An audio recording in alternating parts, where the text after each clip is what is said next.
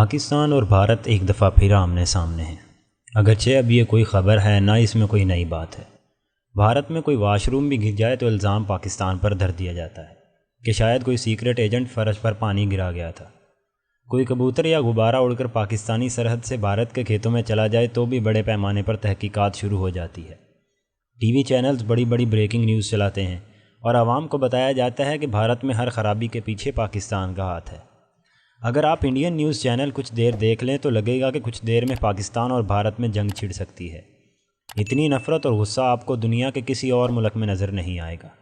اگرچہ دونوں ملکوں کے میڈیا اور عوام یا حکومتوں کو ایک دوسرے سے نفرت کرنے کے لیے کسی خاص وجہ کی ضرورت نہیں ہے، کوئی خاص بہانہ بھی نہیں چاہیے، 24 گھنٹے یہ کام چلتا ہے۔ لیکن ابھی جو کچھ کابل میں ہوا اس کے بعد اس میں شدت آ گئی ہے۔ بھارت اسے اپنی شکست سمجھ رہا ہے اور ہم اسے ذاتی فتح سمجھتے ہیں۔ بھارت میں صفِ ماتم بچھ گئی تو ہمارے ہاں جشن چل رہا ہے۔ شاید دونوں ملکوں کو سمجھ نہیں آ رہی کہ اپنی دشمنی کا اظہار کیسے کیا جائے۔ میں اور عامر متین کبھی یہ یقین کیے بیٹھے تھے کہ بھارتی عوام اور میڈیا کے برعکس ہم پاکستانی زیادہ میچور ہیں اور ہمارے ہاں بھارت کے خلاف وہ نفرت نہیں ہے جو بھارت میں ہمارے خلاف پائی جاتی ہے۔ لیکن لگ رہا ہے کہ بھارتی میڈیا اور وہاں کی سیاسی لیڈرشپ کی دیکھا دیکھی اب ہم نے بھی وہی رویہ اختیار کر لیا ہے کہ ہمارے ہاں جو کچھ ہوتا ہے اس کے پیچھے بھی بھارت کا ہاتھ ہوتا ہے۔ یوں دونوں ملکوں کی حکومتوں کے مزے ہیں کہ نہ کوئی ان سے جواب طلبی کرتا ہے اور نہ ہی ان کی نالائکی پر انہیں تنقید کا نشانہ بناتا ہے۔ عوام ایک دوسرے کے خلاف ٹویٹر یا سوشل میڈیا پر دشنام ترازی کرتے رہتے ہیں۔ آپ سوشل میڈیا پر چلے جائیں، بھارت اور پاکستان کی نوجوان نسلیں ایک دوسرے کے خلاف ٹرینڈز چلاتی نظر آئیں گی۔ بھارتی پاکستان کی کسی ناکامی پر شادیانے بجاتے نظر آئیں گے تو ہم پاکستانی بھارت کی ناکامی پر آسمان سر بھر اٹھا لیں گے۔ میں نے مشکل سے ہی کسی پاکستانی یا ہندوستانی کو سوشل میڈیا پر نارمل انداز میں بات کرتے دیکھا ہوگا۔ کبھی میں ایک ایسے واٹس ایپ گروپ میں شامل تھا جس میں پاکستان اور بھارت کے مشہور صحافی، کالم نگار، اینکر، سول ملٹری افسران اور دیگر اہم لوگ شامل تھے۔ یقین کریں کچھ دن بعد جو حشر دونوں ملکوں کے دانشور ایک دوسرے کا کر رہے تھے، میں نے توبہ کی اور گروپ سے نکل گیا۔ جب دونوں ملکوں کی پڑھی لکھی ایلیٹ کا یہ حال ہے تو آپ اندازہ کر سکتے ہیں کہ عوام کا کیا حشر ہو چکا ہوگا۔ اب ہم پاکستانی اور بھارتی اگر سوشل میڈیا پر یا ٹی وی پر اکٹھے ہو جائیں تو ممکن ہی نہیں کہ چند منٹ بعد گھمسان کا رن نہ پڑے۔ آج کل ایک نیا ٹرینڈ سامنے آ رہا ہے کہ بھارتی چینلز پاکستان کے صحافیوں کو اپنے ٹی وی شوز پہ بلاتے ہیں اور پھر دونوں ملکوں کے صحافیوں کا حب الوطنی کا وہ مقابلہ ہوتا ہے کہ اللہ امان دے۔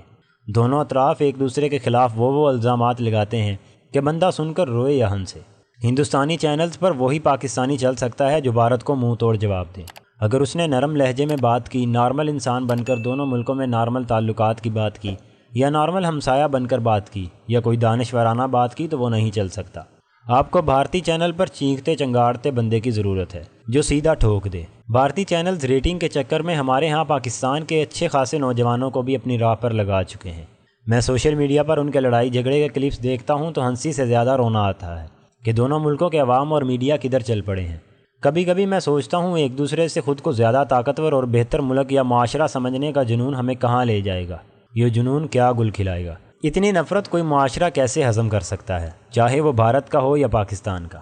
ہر بات اور ہر چیز میں ایک دوسرے کا مقابلہ اور بڑائی، ہم بہتر اور تم خراب، ہم نیک اور تم بد، ہم فرشتے اور تم شیطان جیسی سوچ معاشرے کو جلا نہیں دے گی کیا؟ ابھی دیکھ لیں نیوزی لینڈ کرکٹ ٹیم کے دورے کے کینسل ہونے کے بعد جو کچھ ہو رہا ہے ہمارے سامنے ہے۔ اب پاکستان کہہ رہا ہے کہ نیوزی لینڈ کے دورے کی معطلی کے پیچھے بھارت کا ہاتھ ہے، جہاں سے ایک جعلی ای میل کی گئی۔ اندازہ کریں کہ پورے پاکستان اور ہماری حکومت کی اتنی ساکھ ہے کہ ایک جعلی ای میل اس پر بھاری نکلی۔